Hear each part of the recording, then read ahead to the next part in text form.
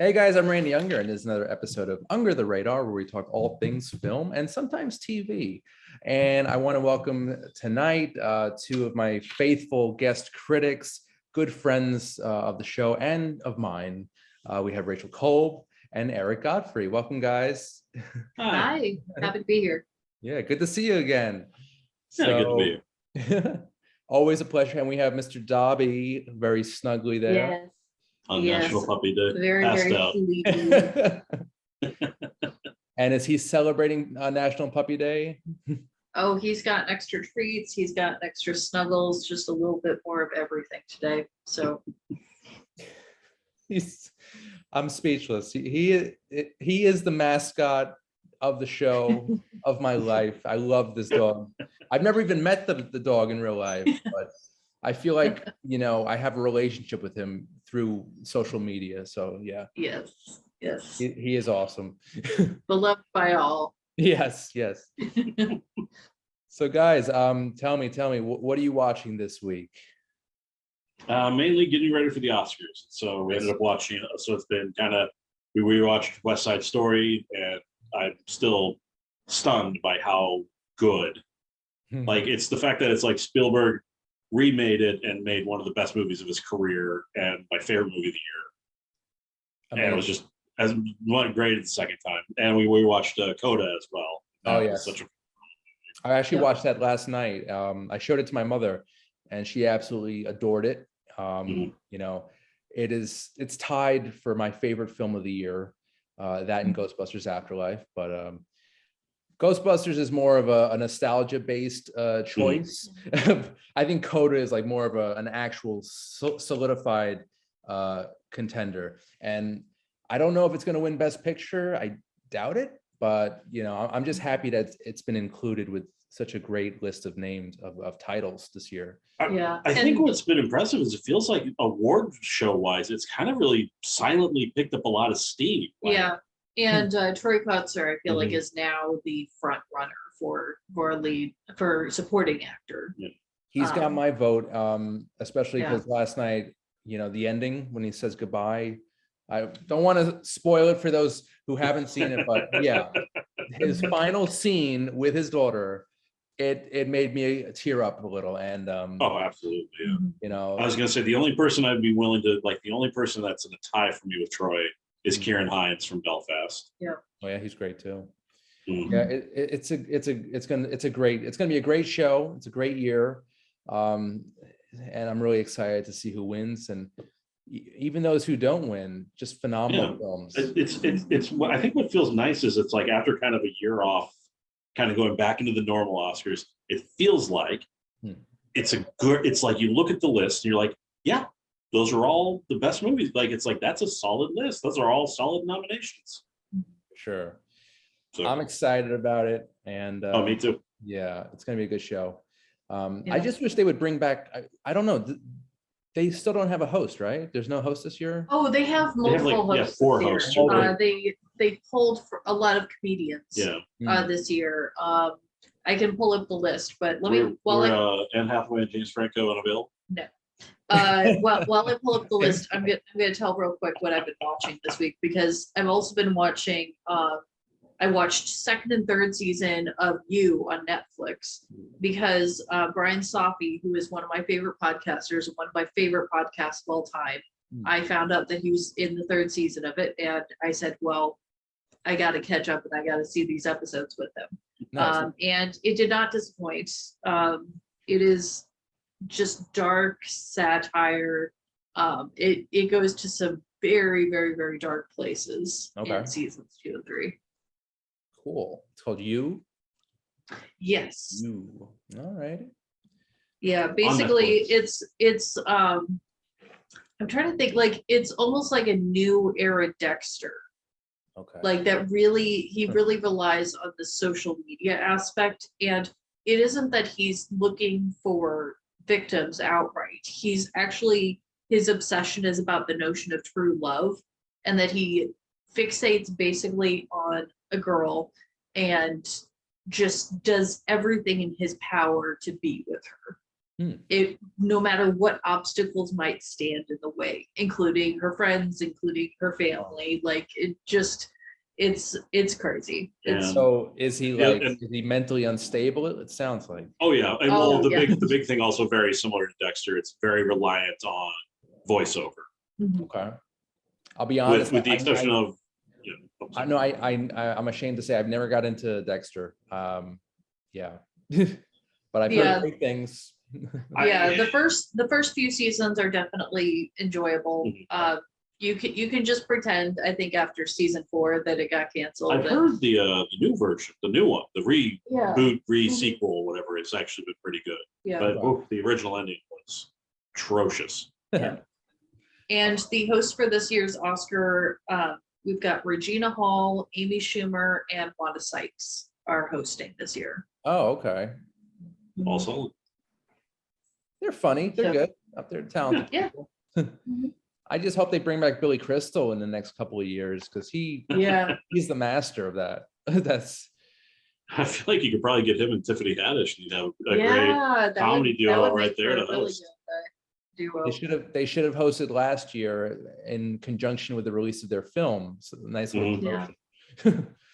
It's really interesting how much Tiffany Haddish has really seemed to kind of bond with a lot of the older comedians. Like I know her and Bob Saget, Crystal. It's a weird aside, but just kind of one of those. Go her. Yeah. Also, a side note, she's going to be in the new Nick Cage movie, which very excited. The Unbearable Weight of Massive Talent. That's right. It's basically his being John Malkovich.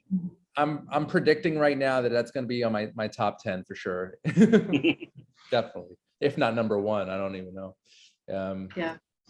But and as for me, I've actually just been binging old episodes of Seinfeld since they're all on Netflix. It's just an easy watch, 20-minute, 30-minute episode. It's just something you could always put on. It always brightens my day. And randomly, because I came across, I was reading about Morbius just now. I decided to put on an old Jared Leto film called Prefontaine about the track star. Just to see, check out his acting chops, because I just know him from House of Gucci and American Psycho, various supporting roles. Oh, and what did he win for Dallas Buyers Club? Yes, he really is a chameleon, and I'm interested to check out his filmography in more detail. He is quite the oddball. Yeah. There's no question. It's a chic. Yeah. House of Gucci, honestly, is the most I've loved him in a movie in a very long time. I'd say probably the last time I actually really enjoyed him was Blade Runner. Oh yeah, wow. Because he was the Blade Runner 2040. Right. I gotta revisit that one too, because honestly, I think I fell asleep during it. But that's not an insult to the filmmakers, because when a movie makes me fall asleep, it means that it's so well made, it's so quiet and peaceful that it's kind of like warm milk. Well, without getting, it's just like he mirrors the original Blade Runner, the fact that it's a very slow, very methodical movie, and that really wants you to get a sense of the world. Right. That's cool. Yeah. I will say also the other thing that I've been watching that's been my comfort watch, because I've been rewatching a lot of Drag Race and watching the most recent season. And I definitely at this point have a couple favorites for who I think is going to win the crown. So okay. Cool. Also, I keep when I put on Netflix, I always see ads for I think it's called It's a Cake. Or yes, Rachel, I'm sure you know what I'm talking about. I am aware of this. Yes, following the phenomenon on TikTok and Instagram of things that are illusion cakes that look like things that are not cakes. Right. It's really, really interesting. Visually, it looks just like a hamburger, but it's a cake. Do you see yourself in that show in the future? I mean, I wouldn't say no to it. I think I have some classmates that might be a little better qualified for it. One of my classmates actually did an illusion cake and did a bowl of ramen, which turned out really amazing. So, oh, man, that's very cool. Eric, are you a foodie? Do you cook or? No, I would be on Nailed It. That's where I belong. Okay. I'd be the person to be like, 2 cups of sugar. That's 5 cups. Oh well, that's the salt. Oh, okay, how bad could it be? Yeah. For me, it's just popcorn and ramen, actual ramen. Yeah, basically. But yeah. So yeah, Rachel, I do have to. I may have to learn from you in the near future some dishes. Yeah. Yeah, you'll be my Yoda. It'll be interesting. I love that. Yes. All right, guys. So we've got 2 films tonight, both on Netflix right now, and both pretty good. One better than the other. I think you know which one I think is better. But the first one, it's I believe it's #1 or it's in the top 3 right now. It's It was very popular. Yeah, extremely popular science fiction action adventure called The Atom Project, and it stars Ryan Reynolds as a fighter pilot from the future who comes to 2022 to basically interact with his past self because he needs to prevent the future from getting destroyed. It's a very trippy time travel action film. And at first I was hesitant because I'm not a huge Ryan Reynolds fan outside of the Deadpool movies. But I think he did a pretty good job here. He had his typical Ryan Reynolds wit, that dry, sarcastic humor that we all know and love. And he interacts with his 11 or 12-year-old self. And it kind of feels like Back to the Future. They even make a Back to the Future reference, which I loved, as you can tell. And the action sequences are okay. They're kind of generic. The visual effects are pretty good too. And also, you got a pretty good supporting cast. Mark Ruffalo plays Ryan Reynolds' father from the past, and Jennifer Gardner plays Ryan Reynolds as a kid's mom. Also, I want to mention the kid who plays Ryan Reynolds' younger self, Walker Scobell. I think he was one of the better aspects of this movie. And yeah. I actually wouldn't mind seeing more of him, more of his work in the future. You also have Catherine Keener as a well, I won't spoil it. She's in the film, and rounding it out is Zoe Saldana. So it's actually a really good cast, really expensive cast. It looks like an expensive film with the production values alone and the visual effects. And I liked it. I didn't love it. I thought it was serviceable entertainment. But yeah, Eric, your thoughts, sir? I know you're a science fiction guy. What do you think? I'm kind of in the same boat. It was like, you know what? I watched it. I enjoyed it. It's one that I'll probably forget about in a year. But as far as where it is, it's like it's really enjoyable. Like I was telling Rachel when we're watching, I'm like, I feel like we need to coin a phrase now for whenever you have these action directors. Like in this case, it was Sean Levy who directed it. Yep. That Abrams, that the people who grew up on Spielberg and are trying to recreate the Spielberg Amblin 80s movies. Like, because that's absolutely what this is. It's all of them. It's Reynolds, them getting together and being like, we want to make a movie from the 80s. And it feels like that. And in that sense, it does work because it's just we got time travel. Don't worry about it. We got all this cool stuff. Don't worry about it. We're just here to have big explosions, cool airplane fights, and weird little lightsaber duels, and and just let all these very fun actors enjoy themselves. But you know what? With Abrams, he leans more towards the practical effects, which and his stuff feels like it's out of the 80s or early 90s. Right. This movie, the visual effects are too Transformer-ish. It feels like 2022, but I'm just talking more, I think, thematic. Definitely like I will give you that. You're right, where Abrams does try to mimic the look and feel of it, which is where a lot of the lens flare Abrams came from, was him trying to recapture that feeling. Yeah. I think honestly, if I was to compare this to something, I would compare it more to something like Disney's Race to Witch Mountain. It's very, like, it wants to be a very big budget blockbuster, and it does have some money behind it, but the more that you look at it, the more you can see kind of where the limitations were and where they had to kind of like cut corners. Like they talk about how the future is this like it's like Terminator times 10 or whatever. And but you never get to see that future. You just hear about it. And like, and then you also look at like how many characters you have filling out this world. And I think this was also a limitation due to COVID because I believe it was filmed during COVID. Yeah, was. So they had to limit the number of actors that they had involved with it. But that you can also really like once you start to like look very closely at, you start to see those places where they cut corners to be able to like put a decent amount of money into the action sequences, but also the fact that Catherine Keener's face when they DH her does not look okay. It's not great. I know. It was like Grand Moff Tarkin, but just a lot less, just not as good.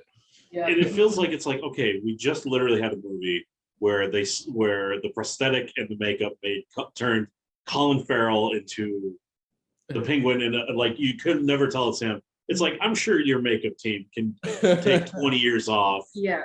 Catherine Keener has aged very well. It's like you don't need to. You could have either made the older version a bit older, or this isn't like we're trying to make Patrick. Yeah.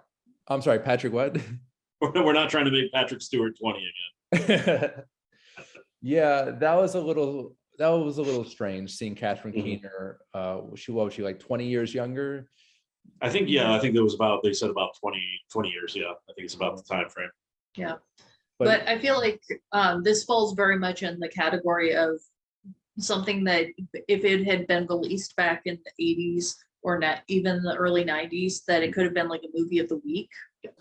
Right. Like it could have been like a Flight of the Navigator, like the original Escape to Witch Mountain, like any one of those sort of mid-level Disney action, little bit sci-fi movies. I could, maybe you see Kevin Costner in a role or something like that. Yeah. Fun. And because of COVID, I am now thinking back and realizing that the sets are limited. To mostly it's either the house, the university where Ruffalo works, and the final facility where they basically had their final confrontation. Yeah. But they made it work. It's not a great film, but it's entertaining. I would almost go as far as to say it's kid friendly in a way. Yeah. It's not, they don't really use profanity and it's not gory. It's actually a relatively age appropriate PG-13. So I respect it. Yeah, I think probably the dirtiest that they get with it is him being like, do we get laid? Do we get laid? Yeah. Well, I mean, again, he's acting like a 12, that's the what makes it work and what the movie is structured about is that Ryan Reynolds works really well. The kid, it's like whenever you introduce a precocious kid to a movie, there's always the danger. And in this case, it worked. And Reynolds and him play off each other incredibly well. And then when Ruffalo is added to the mix, all three of them have amazing and I think that's why it ends up working, because like no matter how whatever the movie is, all three of them are just so much fun to watch interact together. Yeah, and I will say they did give Mark Ruffalo a really nice dad speech in there. Actually, a couple really nice dad speeches, but particularly the last one got me a little bit teary-eyed, a little bit teary-eyed. It was good. Papa Ruffalo. Yeah, it's a testament to the actors and the screenplay, and I think that marriage was really perfect in that respect.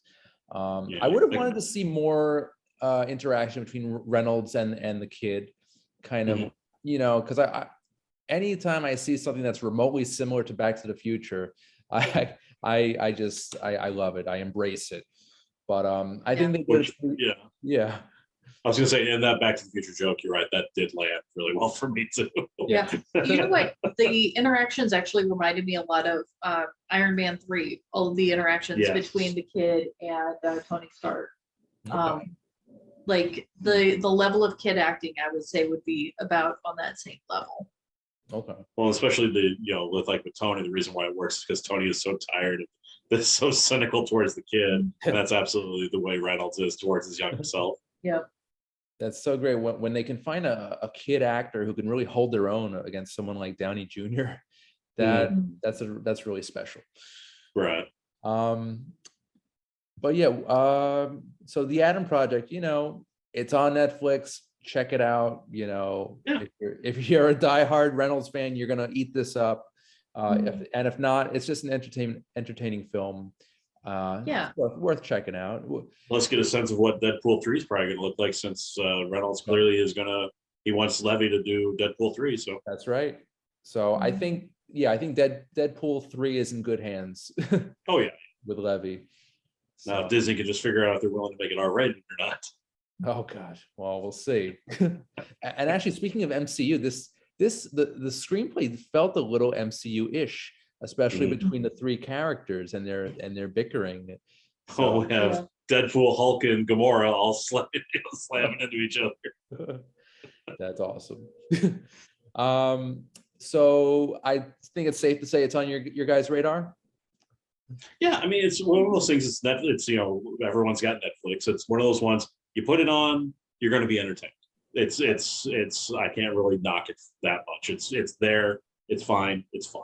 Yeah, and I feel like it appeals to a pretty wide range of ages. So it's a good one to watch with, the grandparents and the grandkids, and like it's gonna have something for everybody to enjoy for what was it, hour and a half? Yeah, exactly. It was like it's like the right length.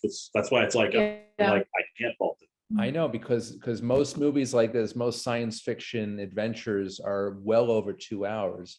I think this clocked in at just like 1:45, and no, it was like, well, I mean, you bring up Transformers. I don't know why Transformers is like, no, we need to be 3 hours, and everyone's like, yes, Transformers needs to be 3 hours, and now it's like, no, stop it, go back to an hour and a half. Yeah, I think the first two Back to the Futures were under 2 hours, if I'm not mistaken. I think you're right. The third one was over, but that one had a lot to say. But it doesn't need to be this sprawling epic to tell a good story. Sometimes less is more. And in respect to the Adam Project, I think that's what they accomplished here. So happy about that. Agreed. Okay, guys. So the Adam Project is now streaming on Netflix, and it's worthwhile. All right, guys, we're going to just take a short commercial break, but we'll be back with more movie reviews right after this. Under the Radar is brought to you by Magnitude Jewelry. Add a 2 to match your attitude. Patent pending, interchange genuine gemstone and crystal EMF protection jewelry. For more information, please visit magnitudejewelry.com/gemgirl or call 718-268-6634.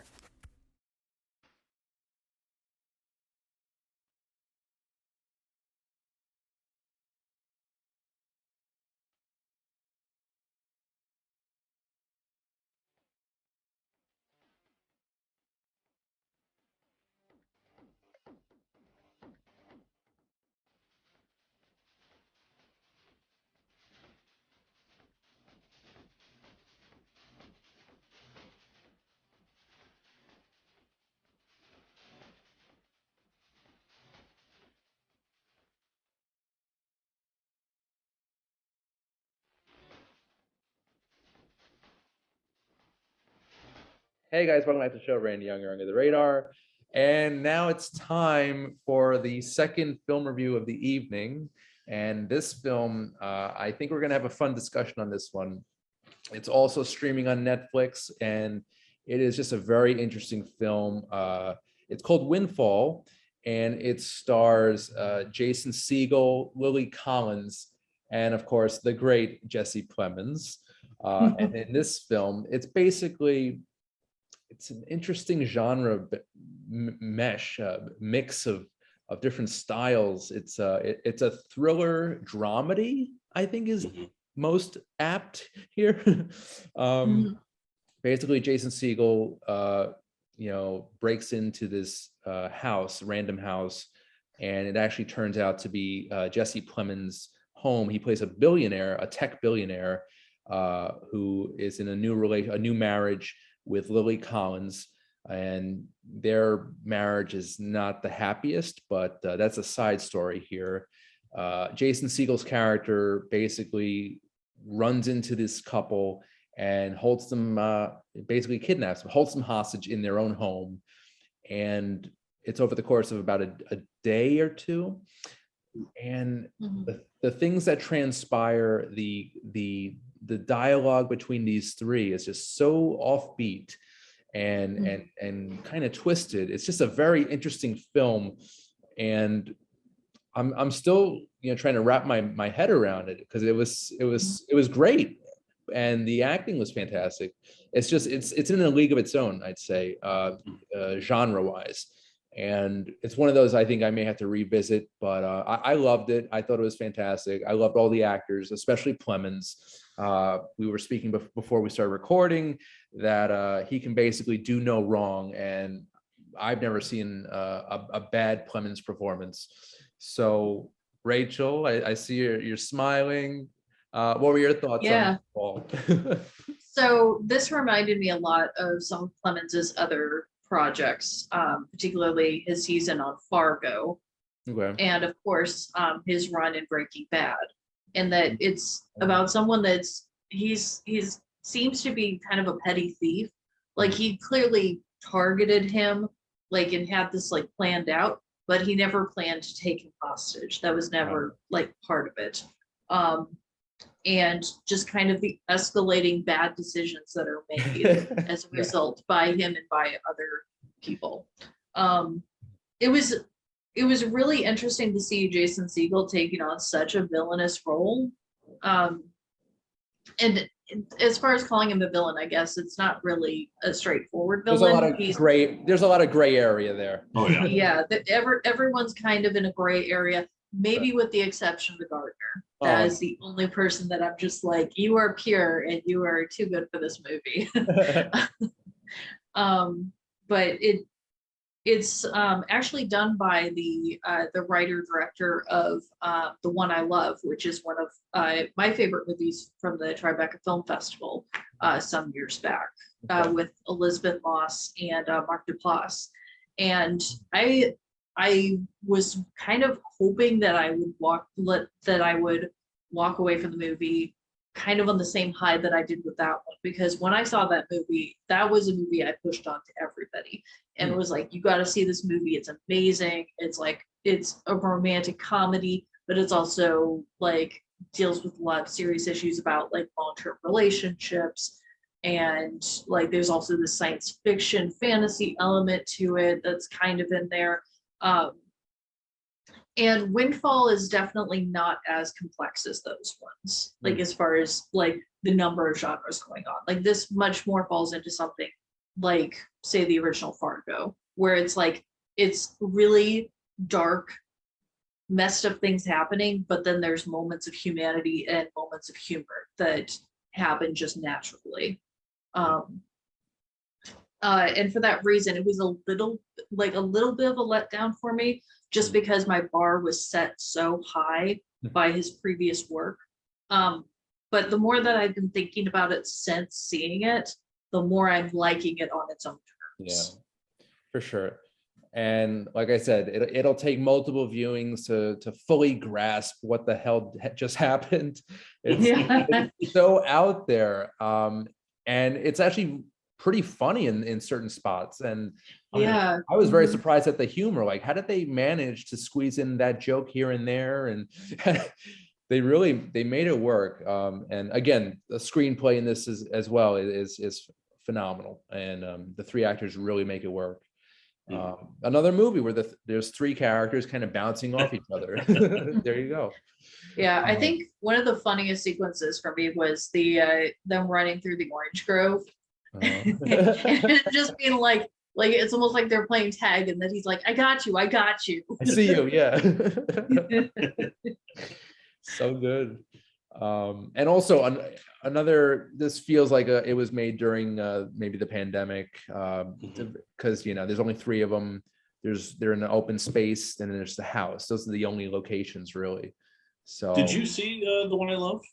I think I saw it a while back. Yeah, it came out like what, 5 years ago or so. Yeah, because that's also very Mhm. similar in that it's structured around mainly two people, and that was Duplass and Elizabeth Moss, but Duplass, also yeah. then Ted Danson as the The- therapist. Yeah, the marriage counselor. So Yeah. I think, you know, it's like it's in that one, it was also very much a bottle, like two people stuck in this very gorgeous hideaway. Yeah, he basically Um, sends them to this yeah. place to kind of work out some of their stuff and to try to reignite the spark of their marriage. And so like even though that's you're probably right about the COVID thing, it still plays to his original thing of where I think he really likes, it's the one I love, and this is anything to go off of, putting, you know, two or three people in a room together and just giving them the right thing to sort out, just watching that drama unfold. Yeah, I also appreciate that there's something that's in this movie without giving any spoilers. There's an object that's basically introduced as like a Chekhov's gun, Mhm. and it isn't an actual gun. Uh-huh. Even though we do have a gun. But even though we do also have a gun that's introduced, but it turns out that the knowledge that comes with this thing that's been found really early on in the story ends up paying off and like completely changing how things end up. Oh, that's what I liked about it. It's a very methodical movie. What it shows you, everything it's showing you about the characters, about the people, about their excuse me, about their interactions is all very meaningful. Like it's a movie Right. that, again, clocking in at an hour and a half about, it's Right. even though what I weirdly liked about it is it's a home invasion movie at its core, and it's weirdly about the boringness of home invasion. Yeah, the tediousness. It's like where it Yeah. should be cutting. It's like, no, they're he's like, we gotta wait 24 hours for something to happen. And so Right. it's a lot of just like, all right, now what do we do? I love the scene where Jesse Plemons goes to sleep, and Lily Collins is like, he's the only man I can imagine falling asleep during his own kidnapping. Yeah. But yeah, it's just so I weirdly got a good chuckle out of the fact that this is about a boring home invasion Yeah. and about this weird tediousness that came with it. Right. And I definitely Seagull for me was the biggest surprise because I'm so used to How You Met Your Mother and a Muppet Right. movie where you get the fun, lighthearted, really boyish, like Yeah. like I love you, man. Marshall. Yeah. And so to actually see him as this like old kind of grizzled, and it's a thing of where it's like I remember I was like, I forgot how like tall and how intimidating he could be if he wanted to be, but because he's always doing comedies, it's the thing of I never thought of Siegel as being intimidating, but he definitely pulled like he shows that he's got that here. Well, you know what? That goes back. I think we've talked about Adam Sandler in the past. Very funny comedic actor, but also a really dark and serious, intense actor. So, Yeah. you know, comedy comes from a really dark place, and I think Siegel really channeled that. Fantastic performance. He's also 6'4", by the way. Yeah, which thankfully they really, I think it's because like this movie they really show his side, like to show him be this very intimidating guy over Clemens and Lily And I Collins, so think they it's- emphasize that height difference. I think it's also that so much of like horror and really getting good fear on film is also about timing, which is the same mechanism for comedy, obviously. Okay. So I think that's again a place where both Siegel and also Sandler really excel. Right. And also in terms of timing, I want to really credit the director and the editor on this. Yeah. There are some really great close-ups on these characters to really highlight the emotion, and I haven't really seen that in a movie done so well in a while. So I want to really give the filmmakers credit for that. Yeah, absolutely. And I think a lot of that is just because it's the thing of you're in such that small quarters. And well, and also just wanted to really emphasize everybody's emotion in there. And I have to say, I love the ending so much. Like that's for me where it really, once it all came together, that's why I was like, I really like that ending. Just was the right bow on this movie. Awesome. This movie, it raises so many questions. It's so thought-provoking. You know, there's like, I mean, and I want to see these actors again, like in the same room again. You know, they I don't really think they knocked it want out of the park. to.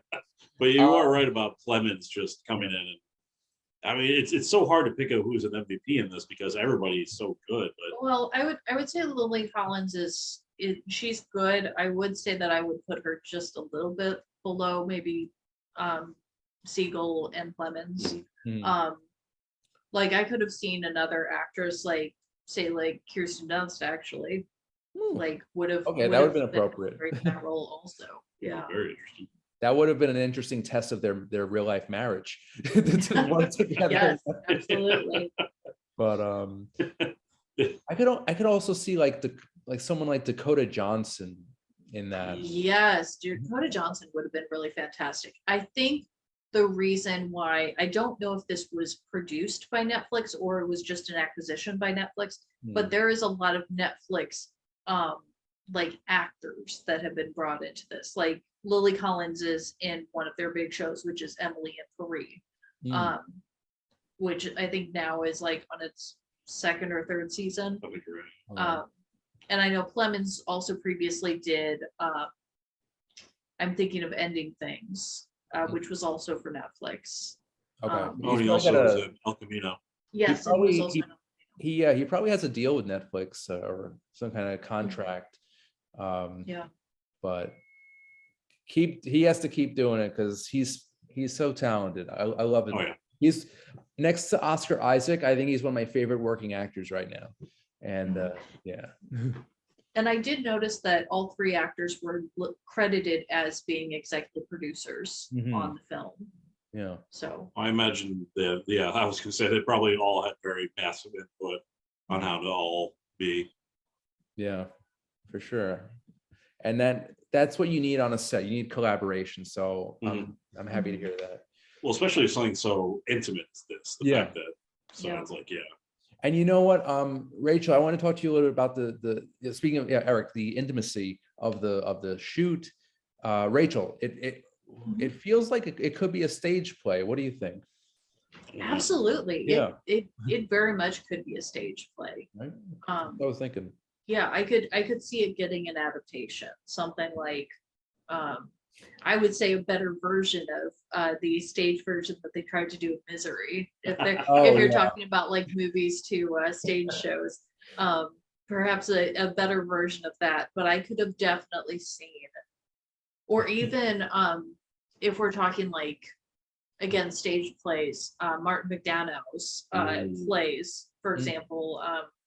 He's best known in movies for writing Seven Psychopaths, Three Billboards, in Bruges, of course. Like I could have seen this being something that he wrote. Though granted, I think that the language in his would have been much more colorful.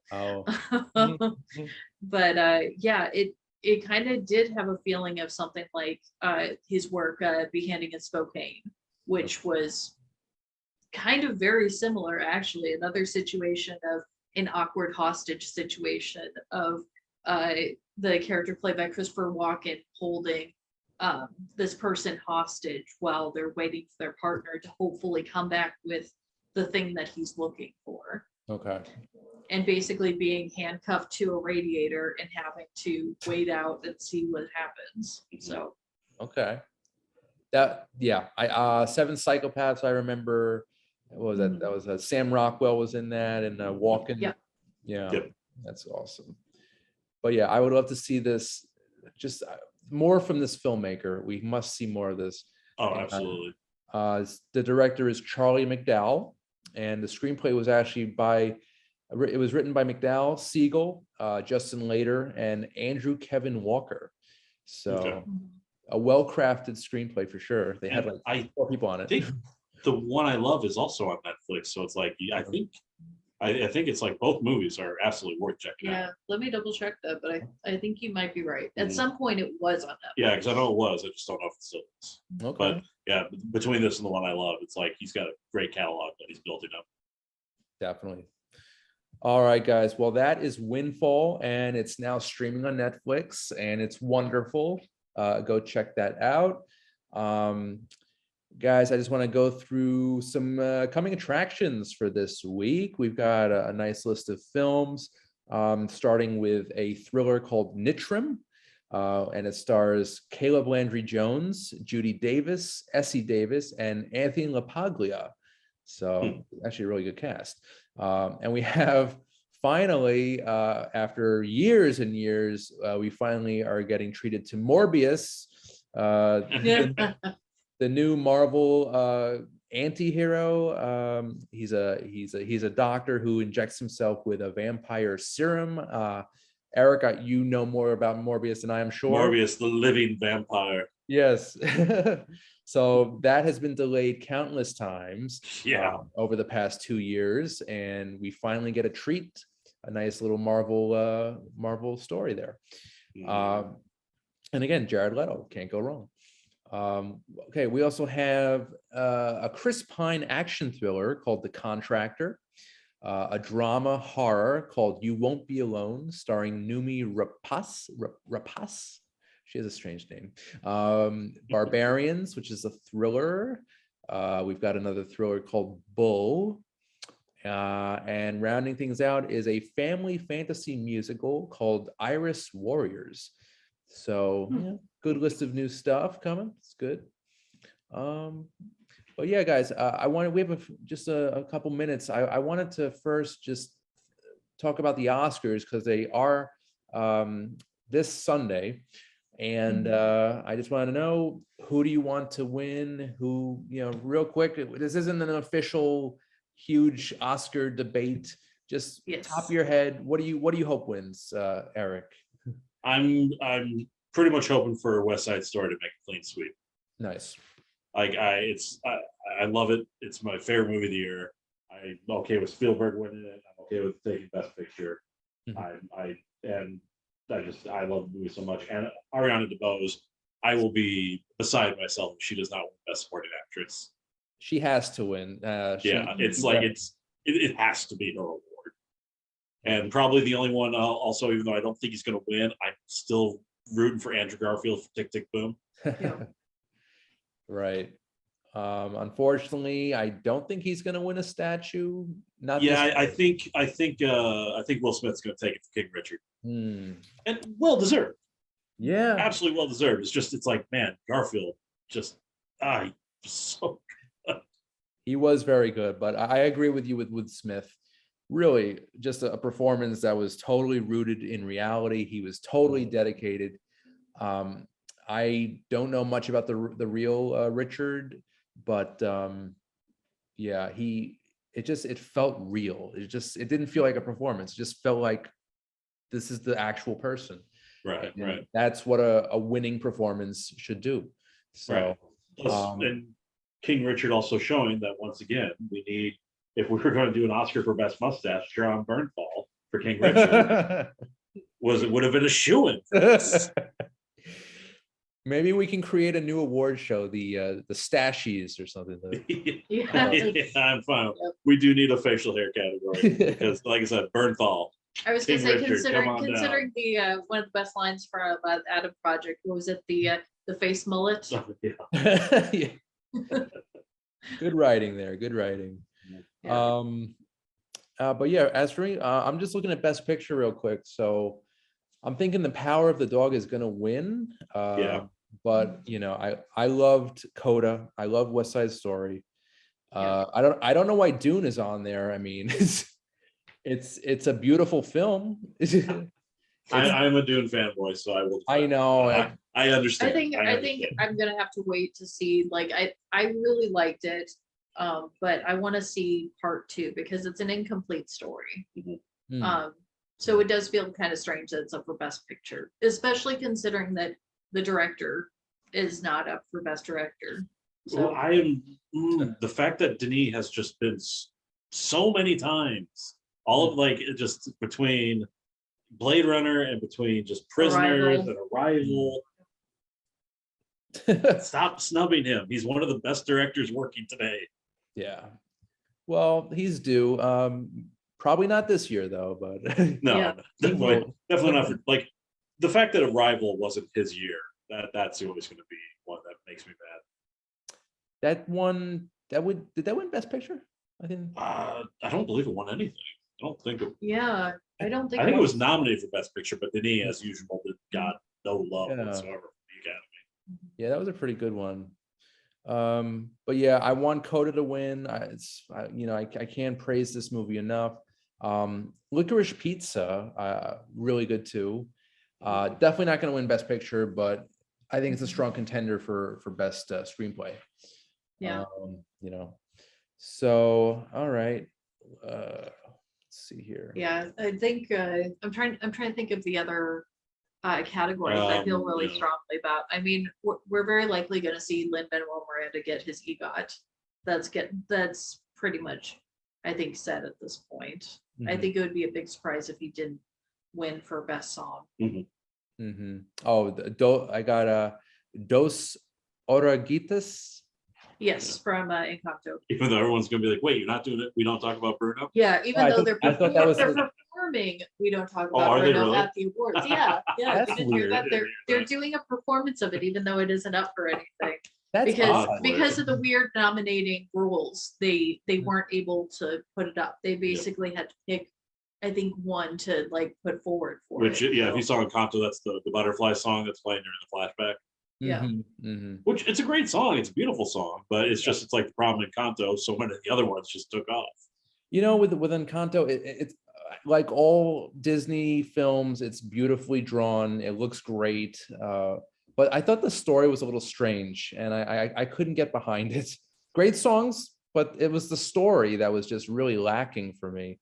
And I wanted more Leguizamo. I thought his voice role was fantastic. I don't know why. He's great as Bruno. Yeah, I can't think of. Has he done other voice work? Oh, I'm sure they have. That's a good question. Oh, Ice Age, right? He was. I think he was. Yeah. That's He's like one of the main characters in the Ice Age franchises. That's true.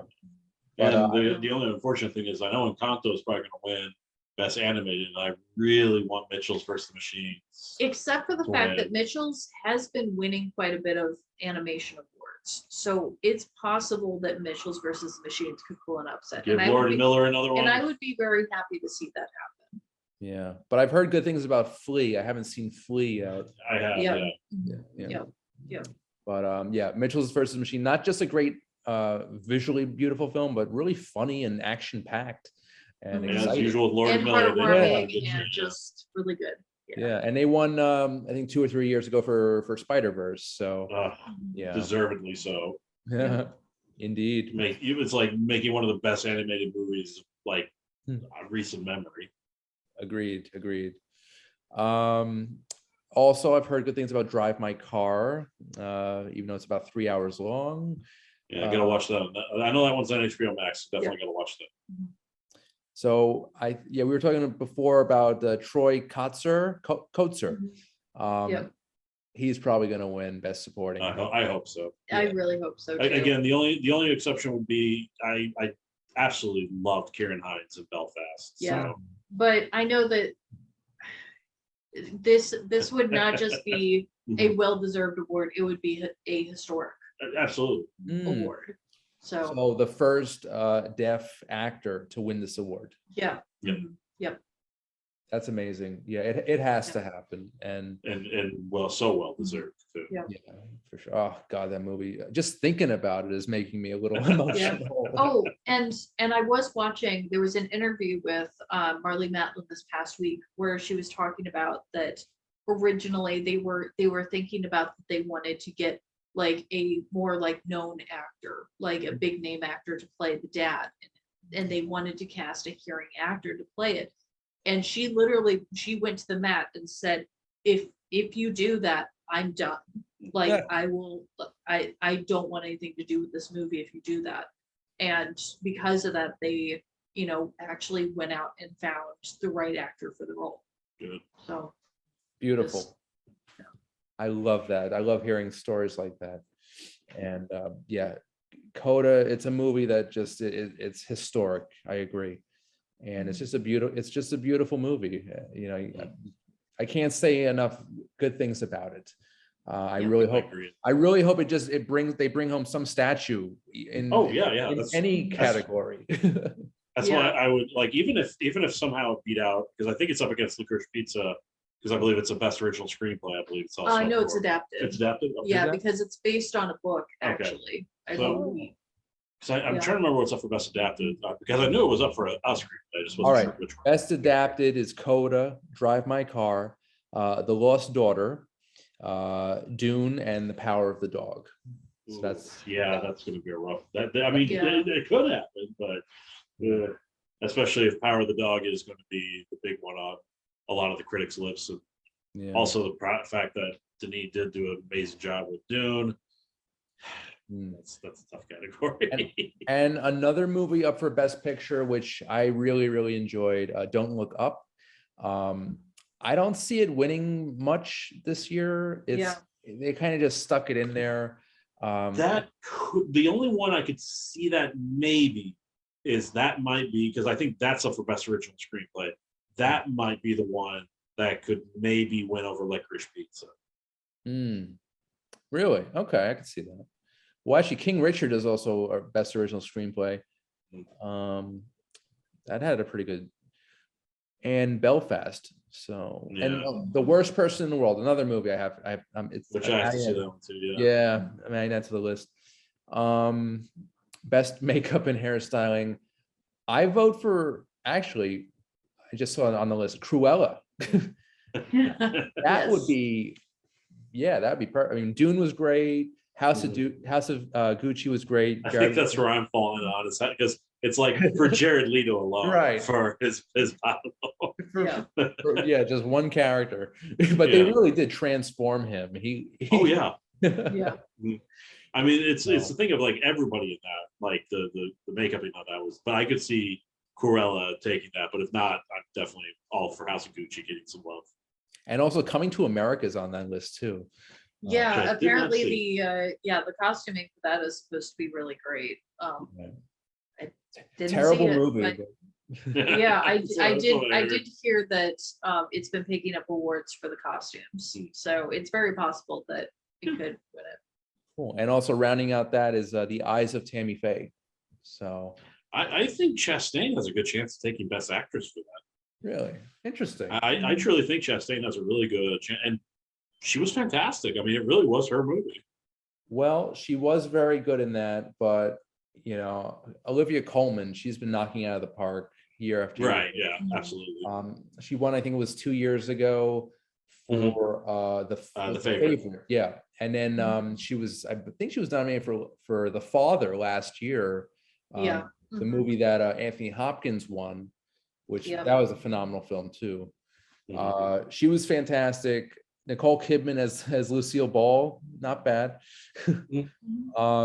Also, Kristen Stewart as Princess Di. Oh, and also Penelope Cruz in Parallel Mothers. So, also good competition there. Well, we shall see. And I don't want to get into the shorts or the docs. It's going to be interesting, because I think it's going to be a very big question, because I feel like the two big ones going in are going to be West Side Story and Power of the Dog. Like those are definitely the two big dogs competing for the awards, and it makes me wonder if one or the other is going to have a clean sweep, or if this is just going to be a year where everybody gets some love. This might be one where just no single movie dominates. They really, they need to like space it out, give the awards to each film. Like, I don't know, they shouldn't just cluster it into West Side Story. They should space it out with all the great films. Oh yeah, no, I agree. As long as Ariana DeBose gets her Oscar. She will, and Troy Kotsur too.